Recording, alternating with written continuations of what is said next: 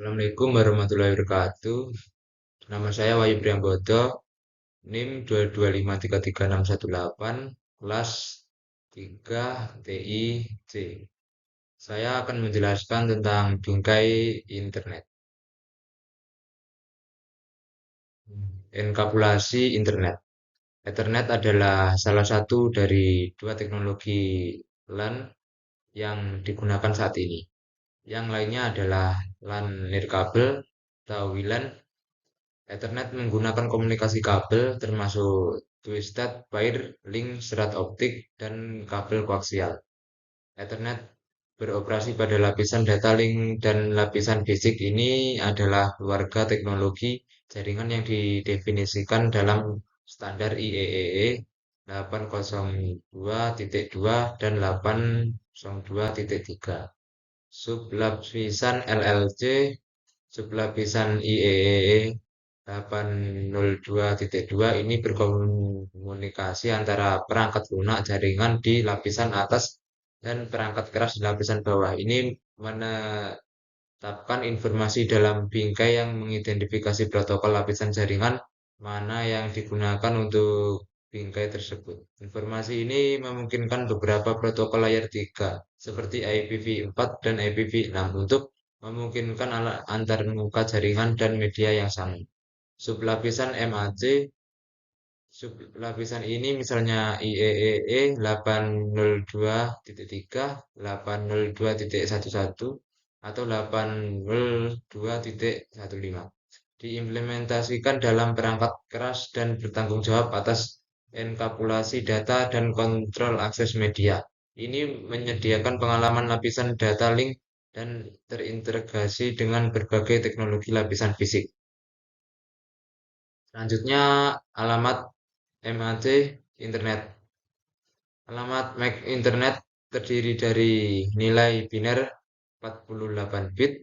Heksadesimal digunakan untuk mengidentifikasi alamat Ethernet karena satu digit heksadesimal mewakili 4 bit biner. Oleh karena itu, alamat MAC Ethernet 48 bit dapat dinyatakan hanya dengan menggunakan 12 nilai heksadesimal. Dalam LAN Ethernet, setiap perangkat jaringan terhubung ke media bersama yang sama. Alamat MAC digunakan untuk mengidentifikasi perangkat sumber dan tujuan fisik NIC pada segmen jaringan lokal. Pengalaman MAC menyediakan metode untuk mengidentifikasi perangkat pada lapisan data link model OSI. Di Ethernet, alamat MAC yang berbeda digunakan untuk komunikasi unicast, siaran, dan multicast lapisan 2. Alamat MAC unicast adalah alamat unik yang digunakan ketika dikirim dari satu perangkat transmisi ke satu perangkat tujuan.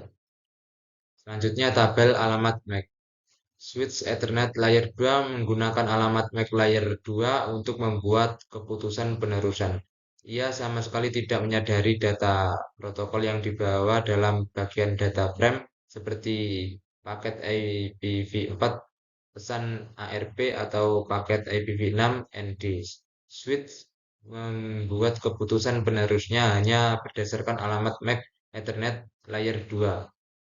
Saklar Ethernet memeriksa tabel alamat MAC-nya untuk membuat keputusan penerusan setiap frame. Tidak seperti hub Ethernet lama yang mengulangi bit keluar semua port kecuali port masuk.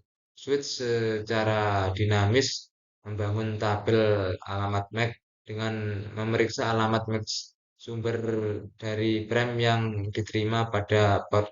Switch meneruskan frame dengan mencari kecocokan antara alamat MAC tujuan dalam frame dan entry dalam tabel alamat MAC. Saat switch menerima frame dari perangkat yang berbeda, switch dapat mengisi tabel alamat MAC-nya dengan memeriksa alamat MAC sumber setiap frame. Ketika tabel alamat MAC dari switch berisi alamat MAC tujuan, ia dapat memfilter frame dan meneruskan satu port. Selanjutnya beralih kecepatan dan metode. Ada dua metode penerusan frame dan ada alasan bagus untuk menggunakan salah satunya tergantung pada situasinya. Switch menggunakan salah satu metode penerusan berikut untuk mengalihkan data antar port jaringan. Peralihan simpan dan maju. Metode penerusan bingkai ini menerima seluruh bingkai dan menghitung CRC. CRC menggunakan rumus matematika berdasarkan jumlah bit 1 dalam frame untuk menentukan apakah frame yang diterima memiliki kesalahan. Jika CRC valid, switch mencari alamat tujuan yang menentukan antar muka keluar. Kemudian frame diteruskan keluar dari port yang benar. Peralihan potong metode penerusan bingkai ini meneruskan bingkai sebelum diterima seluruhnya.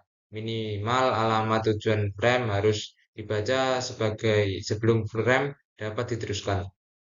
Keuntungan besar dari peralihan simpan dan maju adalah ia menentukan apakah satu frame mempunyai kesalahan sebelum menyebarkan frame tersebut. Dua pengaturan paling dasar pada sebuah switch adalah bandwidth, terkadang disebut sebagai kecepatan, dan pengaturan duplex untuk masing-masing port switch.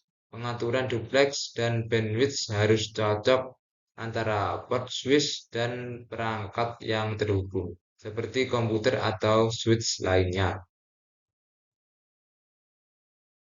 Negosiasi otomatis adalah fungsi opsional yang ditemukan di sebagian besar switch. Ini memungkinkan dua perangkat untuk secara otomatis menegosiasikan kecepatan duplex terbaik.